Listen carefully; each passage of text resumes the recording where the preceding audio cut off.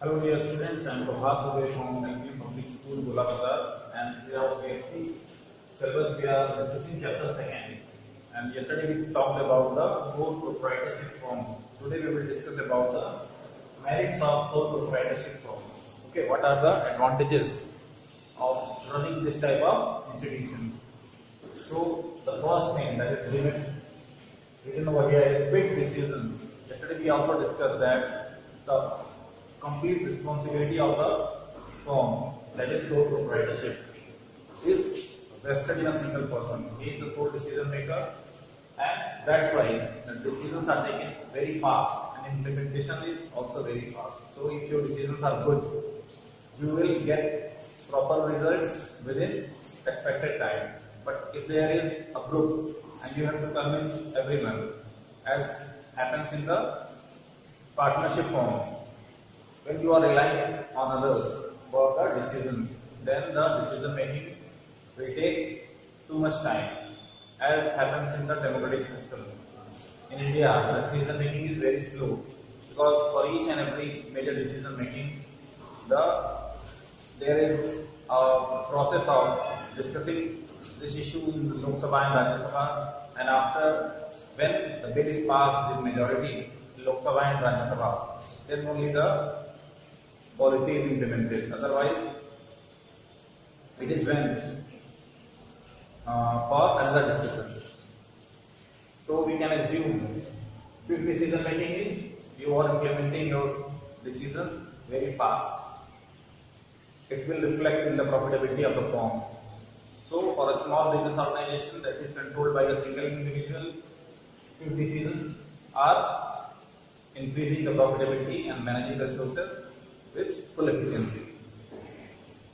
Second one is confidentiality. If single person is commanding all the business operations, then only he is knowing the intricacies, the data of the company, the major decision making, from where you are sourcing your materials, what are the challenges, what are the upcoming technological upgradations you want to imbibe or not, what are your customers, what type of strategy you want to implement. All these things are decided by a single person, so confidentiality is maintained at its peak. But in a team where 5 to 6 members and more than that are taking decisions, they are aware of all the company affairs, then you cannot expect such type of confidentiality in that, because you don't know how much dedicated, how much honest all the members, all the partners are. Even if one person who is doing all the details is not dedicated to the company, or he is having some connection with unwanted organizations, then there is chances of leak of the confidential matters that happens in government institutions, the premier institutions of government, like the security forces, intelligence. Some officers are there whose credibility and whose dedication are under question, and many people have been caught already. There was a case, police officer in J&K from Punjab was leaking all the confidential data to the terrorist organizations. He was involved in fake terrorist encounters just to earn money and to get promoted. People are compromising on their standards, on their dedication, so their loyalty is under question. In that scenario, you cannot maintain the confidentiality. Okay, so if single individual is knowing all the intricacies, he is taking the decisions, then he can keep all the confidential matter to himself. Okay, so the chances of leakage are almost around zero. Direct incentive. Yesterday we discussed about that. If you are owning the entire business, you are responsible for all the losses and all the profits that are resulting in your business. Then you are getting also the direct incentive. Okay, there is no person to share your profit. There is no one else to share the loss. If you are getting all the benefits, and you have to bear all the risk, all the loss that can happen in your business. Okay, so it can be good, it can be bad. When you are doing good, you are doing the right decision, it is good. But when you are not able to understand the complex scenario, then a need of scientific management of failure arises. You need experts to understand the complex processes. A man single-handedly cannot manage all the company affairs with efficiency. You need support, a team of person who are skilled in some specialized knowledge. Because in sophisticated industries, a single person cannot understand all the technologies, all the processes that are involved in manufacturing or service providing.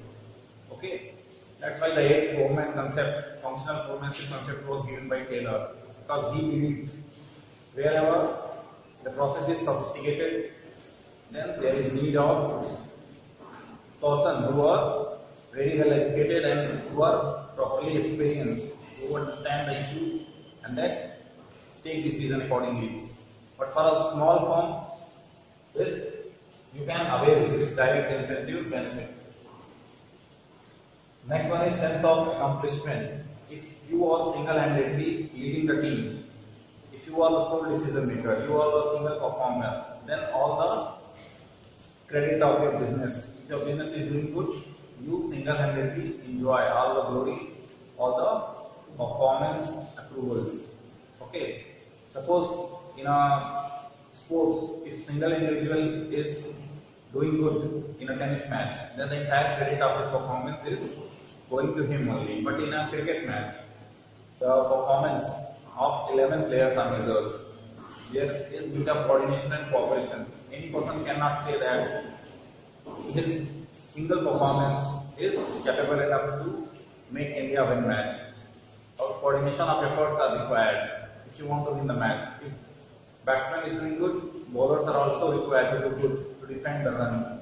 Then only you can win the matches.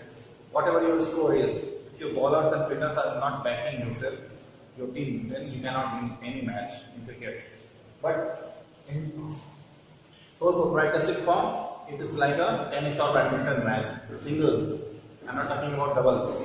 Single player is responsible for his win or loss. If the player is doing good, he is going to win the match. If he is not doing good, he will be blamed for his failure. It is good and it is bad also. If you are doing good, then it is good. Easy to form and dissolve.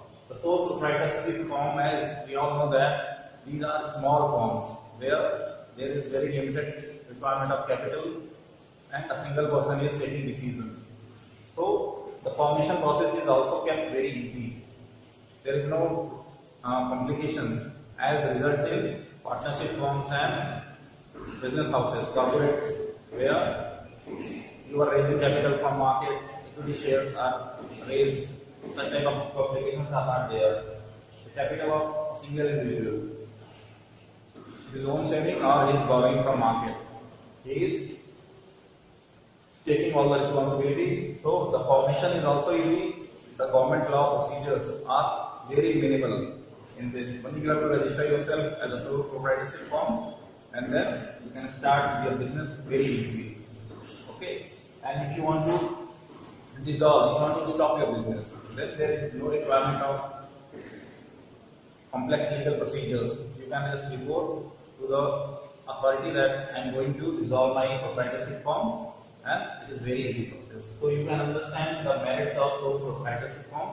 Now we are going to discuss the demerits. What are the disadvantages that are related with this sole proprietorship firm?